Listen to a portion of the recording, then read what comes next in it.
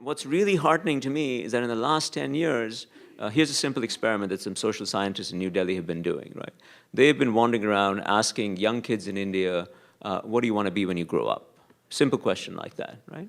And I think the response indicates a sea change in attitudes that's happened in the last 10 years. 10 years ago, 15 years ago, if you asked someone, what do you want to be? The typical response would have been something like a government official. In India, they would say an IAS officer. It stands for Indian Administrative Services, basically the civil service, bureaucracy, government.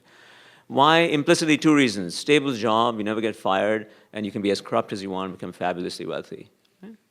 Great things. You get, if you're, if you're a boy, you get a great wife, because you've got a stable job and you get rich and wonderful. That's what people wanted. Today, if you ask the same thing, and people have been running these surveys, nobody says that. Nobody. I don't even think 1 out of 10 say that anymore. They all say we want to be a software entrepreneur. They have no idea what software is. They don't really know necessarily what entrepreneur means, but they know that people worked their way out of a hole and began to grow up. And to me, this is so fundamental.